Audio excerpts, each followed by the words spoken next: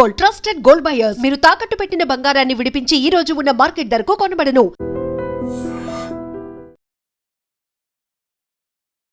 Visakha RTC complex లో ఒక్కసారిగా ఈ 925 సర్వీస్ నెంబర్ ఉన్నటువంటి ఈ bus Visakha to Srikakulam via Tagarapu Valasa, Natha వలస. సో ఈ బస్సు ఒక్కసారిగా భయంకరమైన వాతావరణాన్ని సృష్టించింది.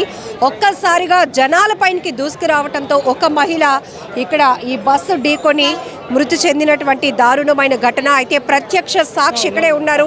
ఇప్పటికీ నా కాళ్ళు చేతులు వణికిపోతున్నాయి. ఎందుకంటే ఆ బస్సు వచ్చిన స్పీడ్ చూస్తే మా అందరిపైకి దూసుకొచ్చేస్తుందేమో అని భయపడ్డాం మేడం. కానీ ఆ మహిళ పైనకి ఇంకొక అబ్బాయికి కూడా పెద్ద ప్రాణాపాయమే తప్పిందంటున్నారు. ఏం జరిగిందండి ఆ టైంలో? మీరు ఇక్కడే ఉన్నారా? అక్కడే నాకు బాగాలేదు మేడం గారు. ఊరు వెళ్ళాలా లేకపోతే కంచరపాలెం నేను ఉన్నాను. నేను రియాలిటీగా నేను అంత స్పీడ్ లైఫ్లో చూడలేదు. అంటే నేను కూడా డ్రైవర్, బండి ఆటోలు తోలినతనే. నేను పక్కనే కూర్చొని జస్ట్ పడుకొని రిలాక్స్ అయ్యి ఇలా చూస్తున్నాను. బండిలో మటు ఎవరు లేరు, ఒక డ్రైవర్ గారు ఉన్నారు. మరి కండక్టర్ వెనకాల కూర్చోనో లేదో నాకు తెలియదు, కానీ డ్రైవర్ గారు వచ్చారు.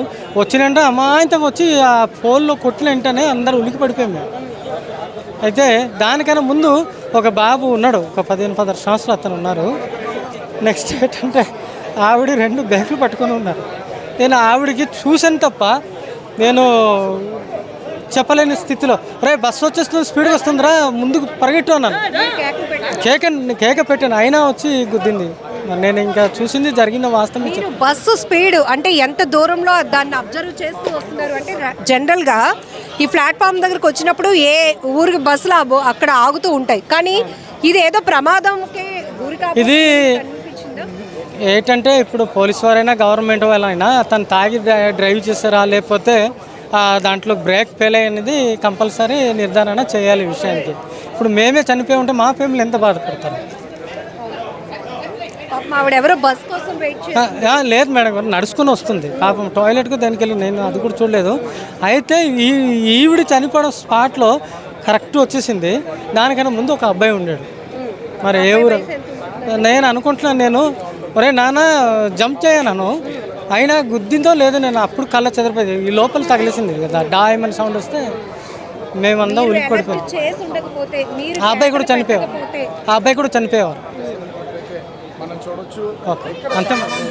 ఇక్కడ ప్రత్యక్ష సాక్షి చెప్తున్నారు, నేను ఇక్కడే ఉన్నాను. అయితే ఒక్కసారిగా మహిళ ఇక్కడ నడుచుకుంటూ వస్తోంది. పాపం 2 బ్యాగులు కూడా ఆ మహిళకి సంబంధించినటువంటి బ్యాగ్స్ కూడా మనకి కనపడుతున్నాయి.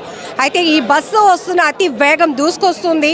ఇది లోపలికి వచ్చేసి మా అందరిపైనకి కూడా బస్సు దూసుకొస్తుందేమో అని భయపడుతూనే ఈ మహిళ ముందు ఒక 16 సంవత్సరాల అబ్బాయి కూడా ఉంటే, అరే బస్సు వచ్చేస్తోంది, దూకరా, జంప్ చేయరా అని నేను అరిచి ఆ అబ్బాయి ప్రాణాలు కాపాడాను అంటున్నాడు. ఇప్పటికీ కూడా అసలు ఎవరో ఆ మహిళకు సంబంధించినటువంటి ఇంకా పూర్తి వివరాలు తెలియలేదు.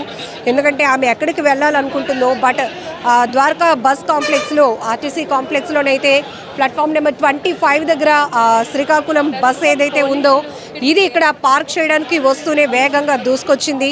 అయితే బ్రేక్ ఫెయిల్నా లేకపోతే ఇంకే కారణాలు అనే దానిపైన కూడా ఇప్పటికే ఆర్ఎం గారు అలాగే పోలీస్ డిపార్ట్మెంట్ కూడా ఇక్కడికి చేరుకుని దర్యాప్తు చేస్తున్నారు. ఒక్కసారి మనం చూడొచ్చు, ఈ బస్సు ఈ పార్కింగ్ దగ్గరికి వచ్చే సమయానికి ఇక్కడ రిలాక్స్ అవ్వాల్సినటువంటి పరిస్థితి. కానీ ఇది అంత దూరం నుంచే ఈ బస్సు తీరు, ఆ వస్తున్నటువంటి స్పీడ్ చూస్తే ఇదేదో మా పైకి దూసుకొస్తుంది, సంథింగ్ ఈజ్ రాంగ్ అని నేను గమనించాను. ఎందుకంటే నేను కూడా ఒక డ్రైవర్నే, కంచరపాలెంలో ఉంటాను. కంచరపాలెం వెళ్ళాలా, ఊరు వెళ్ళాలా అని డిసైడ్ అవుతూ ఇక్కడ వెయిట్ చేస్తున్నాను బస్ కోసం. కానీ ఆ మహిళ ఎవరో నడుచుకుంటూ వస్తునే సమయంలోనే మీరున్నారండి అప్పుడు ఇక్కడ చూసారా?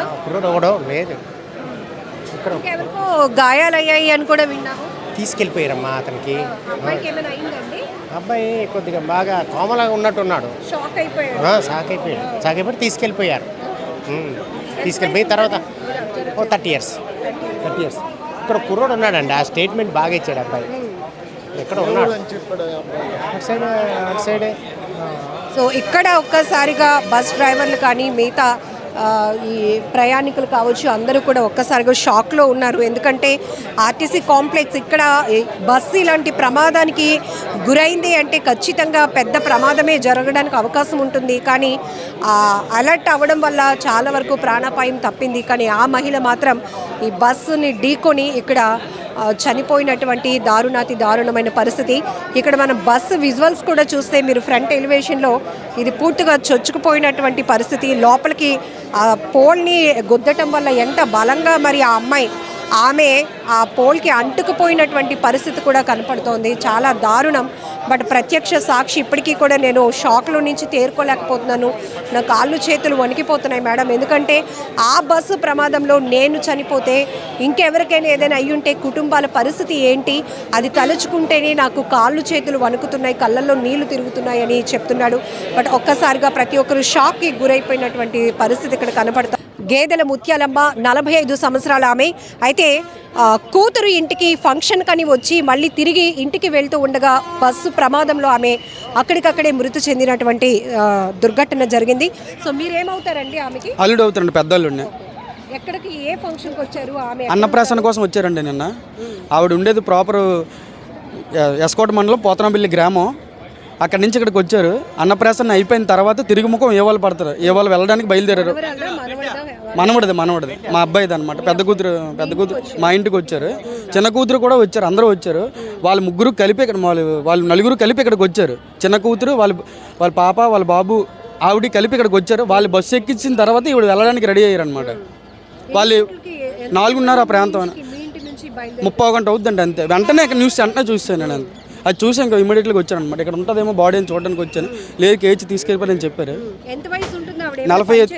అవునండి, డైలీ లేబర్ పని చేస్తూ ఉంటారు. డైలీ వైజ్ కూలి పని చేస్తారు. ఎక్కేపాలెం హోటల్లో చేస్తారనమాట. కొంచెం పార్సల్ కడతారు.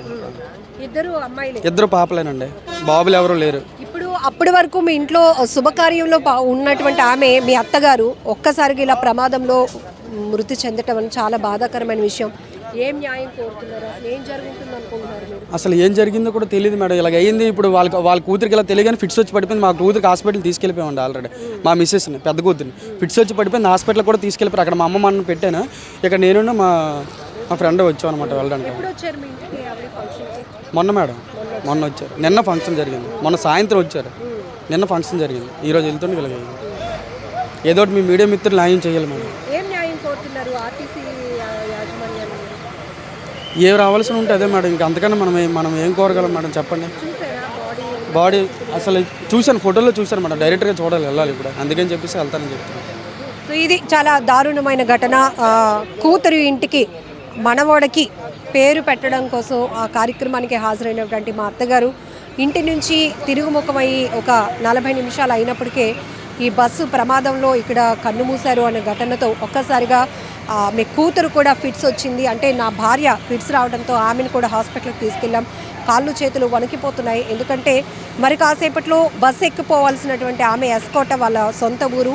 అక్కడికి వెళ్లాల్సినటువంటి ఆమె బంధువులతో కలిసి నేమ్ సెరమనీ, పేరు పెట్టే కార్యక్రమం అయిపోయిన తర్వాత ఇదే కాంప్లెక్స్కి వచ్చారు. వాళ్ళందరూ కూడా మీరు పిల్లలతో వచ్చారమ్మా, మీరు బస్సు ఎక్కేయండి, నా బస్సు వస్తే నేను వెళ్తాను అని ఆమె చెప్పినప్పుడు ఇక్కడ వెయిట్ చేస్తోంది. ఈ క్రమంలోనే ఈ బస్సు శ్రీకాకుళానికి సంబంధించినటువంటి బస్సు అతి వేగంగా వచ్చి ఆమెను ఢీకొట్టింది. అయితే ఆర్ఎం గారు చెప్తా ఉన్నారు, బండి ఫిట్నెస్ బాగానే ఉంది అంటున్నారు.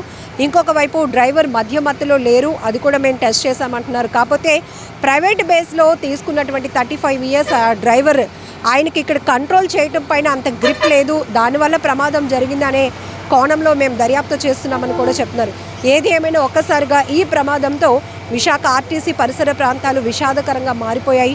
అందరూ ఉలిక్కిపాటుకు గురైన పరిస్థితి. ఒక్కసారి ఊహిస్తే గనక ఇదే బస్సు దూసుకొచ్చిన అతివేగానికి ఎక్కువ మంది ప్రాణాపాయ స్థితిలోనికి వెళ్ళే పరిస్థితి కూడా ఉంది. ఎందుకంటే ప్రత్యక్ష సాక్షి చెప్పారు, ఆ బస్సు వస్తున్న వేగానికి నేను కూడా చనిపోతానేమో అని నాకు భయం పుట్టింది. ఆ ఎదురుగుంట ఇంకొక కుర్రాడు కూడా ఉంటే, ఒరే జంప్ చేయరా, తప్పించుకోరా, బస్సు వస్తుందిరా అని నేను పెద్దగా కేకలు పెట్టినప్పటికీ ఆ అబ్బాయి పక్కకు ఒరిగిపోతే ఆ అబ్బాయికి కూడా తీవ్రంగా గాయాలయ్యాయి. సో ఆర్టీసీ ఆర్ఎం గారు మనతో పాటు ఉన్నారు. సార్, బస్సు ప్రమాదానికి కారణాలు ఏంటి సార్? ప్రైమరీగా ఇది దురదృష్టగతం అండి. ఇలాంటి సంఘటన జరగడం దురదృష్టవశాత్తు ఇది జరిగింది. ఇది Srikakulam 1 depot hire bus driver అండి, ప్రైవేట్ డ్రైవరు. ఈయన అక్కడ ఉండి 2 ట్రిప్పులు తిరిగాడండి, ఆల్రెడీ తిరిగాడు. అక్కడ కూడా చెక్ చేసే పంపించారు, ఈ ఆల్కహాల్లో ఉన్నారా ఎలాగున్నారో చెక్ చేసే పంపించడం జరిగింది. పంపించిన తర్వాత ఇక్కడికి వచ్చి ఆగిన తర్వాత ప్లాట్ఫామ్ మీద రాబోతున్నప్పుడు ఈ సంఘటన జరిగింది. మేము ఎప్పటికప్పుడు 5 కిలోమీటర్ల పరిధిలోనే ఉండాలి, ఓవర్ స్పీడ్ వద్దు, ఈ రకంగా బోర్డులు ఉన్నాయి. ఎప్పటికప్పుడు ఇక్కడ కంట్రోలర్స్ కూడా నియంత్రించుతున్నారు, ప్రయాణికులు రద్దీని బట్టి నియంత్రించి ఎప్పటికప్పుడు చేస్తున్నారు. స్టిల్ అయినప్పటికీ కూడా కొంతమంది సరైన రీతిలో డ్రైవర్లు లేకపోవడం వల్ల అప్పుడప్పుడు జరిగే అవకాశం కనిపిస్తుంది. ఇలాగా డ్రైవర్కి ఎన్ని ఇయర్స్ ఎక్స్పీరియన్స్ ఉంది సార్? అది ప్రైవేట్ డ్రైవర్ అండి, చంద్రరావు అనే డ్రైవరు. ఆయనకు 10 ఇయర్స్ ఎక్స్పీరియన్స్లో ప్రైవేట్ డ్రైవర్ అండి ఆయనకు ఉన్నది. అది పూర్తి వివరాలు శ్రీకాకుళం 1 డిపో ఆధార జిల్లా వెహికల్ వాళ్ళకు కూడా ఇన్ఫర్మేషన్ ఇచ్చి కలెక్టర్ గారు కూడా అర్హత తీస్తున్నారు. మంత్రివర్యులు కూడా మా హెడ్ ఆఫీస్ నుండి కూడా డ్రైవర్కి ఎంత ఏజ్ ఉంటుంది? ఏజ్ అరౌండ్ 35 ఇయర్స్ అలాగ ఉంటుందండి. ఈ మృతి చెందిన మహిళ వీళ్ళు అంతా ఒరిస్సా అన్నట్టు కనిపిస్తుందండి, పేరు అయితే ఇంకా తెలియలేదు. గాయాలు తగినండి వల్లి అని ఆయనండి, ఆయన కేజీహెచ్లో పంపించాము. మా అధికారులంతా కూడా ఆయన వయసు అరౌండ్ 35 ఉంటుందండి. ఆయన ట్రీట్మెంట్ తీసుకుంటున్నారు, ఆయనకేం పెద్ద ఇబ్బంది లేదండి. ఈవినే దురదృష్టవశాత్తు ఐ విట్నెస్ ఒక ఆయన చెప్తున్నారు, బస్సు అంత దూరం నుంచే వస్తున్న స్పీడ్ చూసి ఇది మా పైకి ఎక్కిపోతుందేమో, మా పైకి దూసుకొస్తుందని భయంతో ఉన్నామని కూడా చెప్తున్నారు. అది ఒక రకంగా స్పీడ్ ఓవర్ స్పీడ్ అని అనుకోవచ్చు. అంటే ఇక్కడ ఉన్న దాని ప్రకారంగా ఓవర్ స్పీడ్ అయితే కాదండి, నార్మల్ స్పీడే వస్తున్నారు. కానీ ఇక్కడ ఉన్న ప్లాట్ఫామ్ మీద ఆయన కొద్దిగా కంట్రోల్ చేయలే, పూర్తిగా దీంట్లోనే వచ్చేయడం వల్ల జరిగిందని అది అనిపిస్తుంది. వెహికల్ ఇన్స్పెక్టర్, ఎంవీ ఇన్స్పెక్టర్ అన్నీ చెక్ చేశాక పూర్తి వివరాలు మనకు వస్తాయండి. Thank you. నిజంగా ప్రస్తుతం ఉన్నటువంటి సమాజం దేనికి ప్రయారిటీ ఇస్తుంది? ఆర్థిక సంబంధాల చుట్టూ మాత్రమే తిరుగుతుంది. మళ్ళీ ఎన్నికలంగానే చాలా విరక్తి కలుగుతాను. మంచి అనిపిస్తుంది కదా, లేడీస్ కూడా ఛాలెంజింగ్ జాబ్స్ చేసినప్పుడు చాలా బాగుంటది. ట్రాఫిక్ అసిస్టెంట్స్ గా నియమించిన ట్రాన్స్జెండర్స్ అందరితో సాల్యూట్ చేయించుకుంటున్నారు. ఫుడ్ డెలివరీ ఇవ్వటానికి వెళ్ళినటువంటి డెలివరీ బాయ్ అనిల్ పై కళ్ళ ముందు